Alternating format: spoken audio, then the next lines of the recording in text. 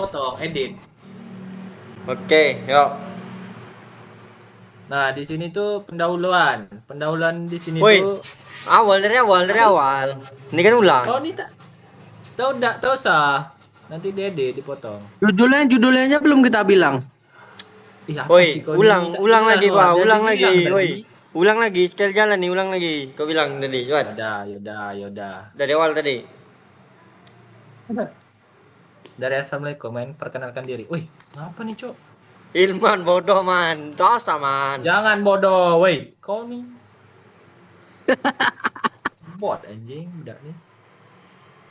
Assalamualaikum warahmatullahi wabarakatuh. Wih, cepat lah, lama. Assalamualaikum warahmatullahi kan salah salah. Satu, dua, tiga. Janganlah gitu. Bismillah. Bot. Assalamualaikum warahmatullahi wabarakatuh. Perkenalkan, nama Waalaikumsalam. saya Haji Fafatur Alamin. Perkenalkan, nama saya Danang Aprian. Saya Ilman B.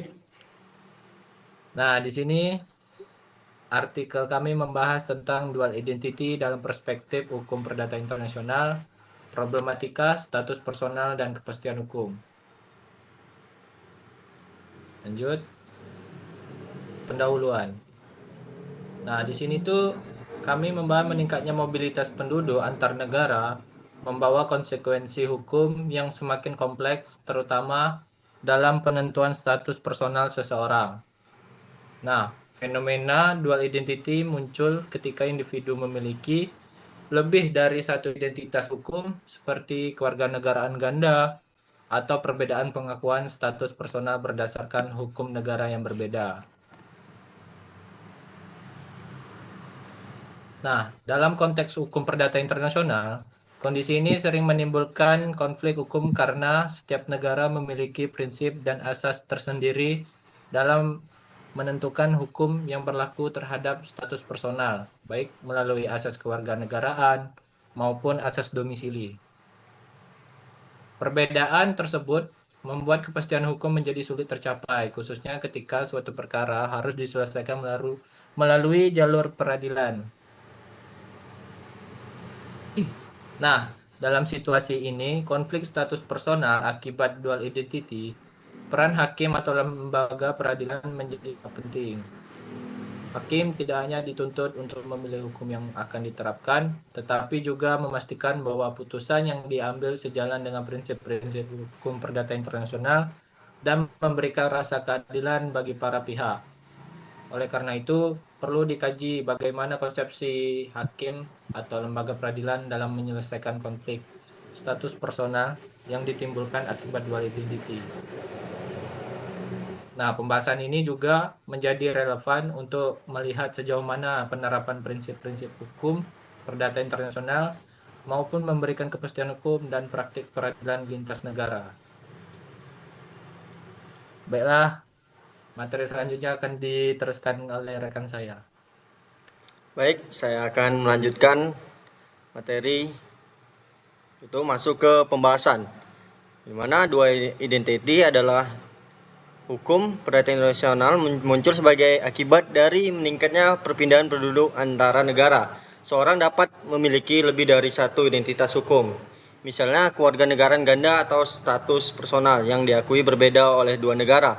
Kondisi ini menimbulkan persoalan hukum karena setiap negara memiliki aturan dan prinsip yang berbeda dalam menentukan status personal tersebut. Akibatnya, seseorang dapat diperlakukan berbeda oleh sistem hukum yang berlainan, sehingga menimbulkan ketidakpastian hukum dalam hukum perdata internasional.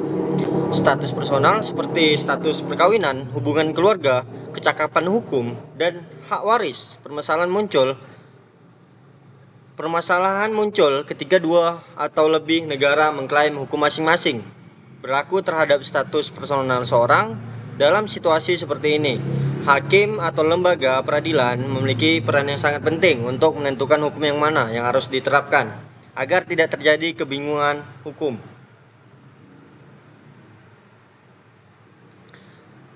Hasil kajian kami menunjukkan bahwa perbedaan asas penentuan hukum menjadi penyebab utama terjadinya konflik status personal akibat dua identity. Sebagian negara menggunakan asas kewarganegaraan sebagai dasar penentuan hukum personal, sedangkan negara lain menggunakan asas domisili. Perbedaan ini menyebabkan seseorang dengan kewarganegaraan ganda atau domisili yang tidak tetap berada dalam posisi yang tidak jelas secara hukum. Hakim tidak dapat hanya berpegang dalam suatu asas secara kaku. Hakim tidak hanya melihat kewarganegaraan formal yang tercantum dalam dokumen resmi, tetapi juga mempertimbangkan kondisi nyata kehidupan individu yang bersangkutan. Hakim menilai di negara mana seorang benar-benar tinggal, bekerja, dan menjalani kehidupan sehari-hari. Pendekatan ini dikenal sebagai prinsip hubungan yang paling erat atau the close connection. Prinsip ini membantu hakim menentukan hukum yang paling sesuai dengan keadaan nyata, sehingga putusan yang dihasilkan lebih adil, dapat memberikan kepastian hukum dalam perkara yang berkaitan dengan status perkawinan. Dual identity sering menimbulkan perbedaan pengakuan sah atau tidaknya suatu perkawinan. Dual identity juga sering menimbulkan perbedaan pengakuan sah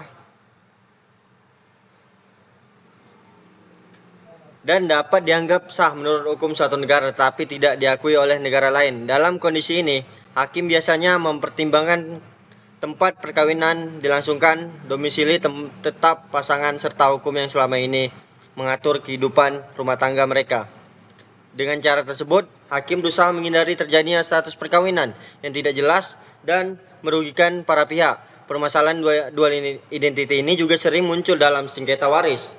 Perbedaan aturan mengenai siapa yang berhak menjadi ahli waris dan bagaimana pembagian harta warisan dapat menimbulkan konflik antar sistem hukum. Dalam menyelesaikan sengketa tersebut, hakim dituntut untuk memiliki hukum yang memberikan kepastian hukum dan melindungi hak-hak dan para pihak. Hakim umumnya menghindari penerapan hukum yang menyebabkan status atau ahli berubah-ubah atau tidak diakui, karena hal tersebut bertentangan dengan tujuan utama hukum perdata internasional. Baiklah, materi selanjutnya dan kesimpulan akan dijelaskan oleh rekan saya.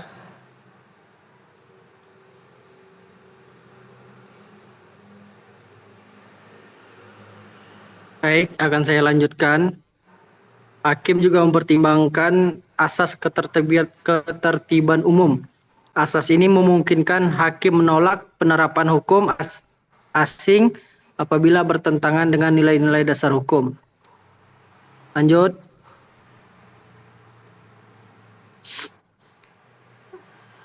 Nasional atau rasa keadilan masyarakat.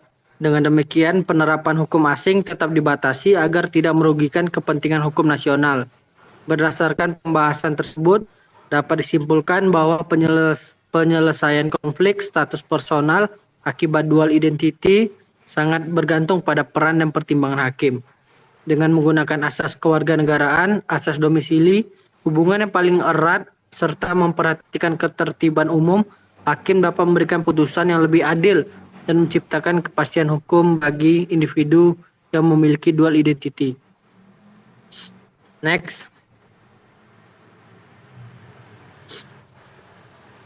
Kesimpulan yang bisa kami ambil berdasarkan pembahasan yang telah diuraikan bahwa dual identity merupakan persoalan hukum yang timbul akibat adanya perbedaan prinsip dan sistem hukum yang digunakan oleh masing-masing negara dalam menentukan status personal seseorang.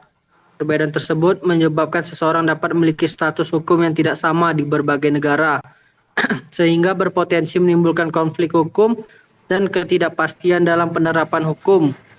Kondisi ini menjadi perhatian penting dalam kajian hukum perdata internasional, karena status personal berkaitan langsung dengan hak dan kewajiban individu.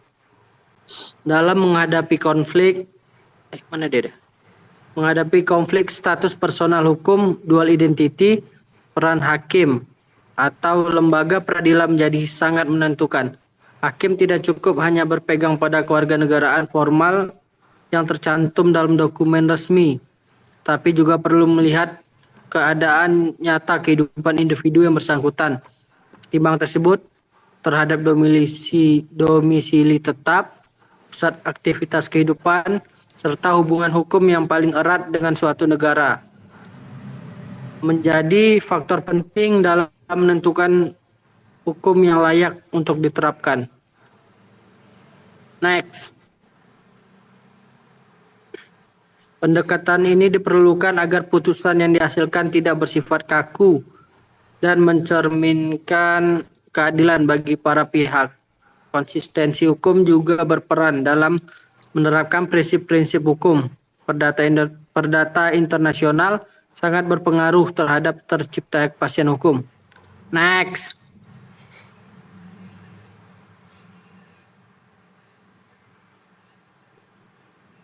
Penerapan asas kewarganegaraan, asas domisili, dan prinsip hubungan yang paling erat harus dilakukan secara seimbang dan proporsional. Next. Habis. Oke, saya kembalikan ke moderator. Nah, baiklah. Mungkin itu saja yang dapat kami sampaikan. Terlebih dan terkurang kami mohon maaf. Apabila Wabillahi taufiq wal hidayah. Wassalamualaikum Wassalamualaikum warahmatullahi warahmatullahi wabarakatuh. wabarakatuh. Terima kasih semuanya. Waalaikumsalam warahmatullahi wabarakatuh. Terima kasih atas presentasi tak jelas.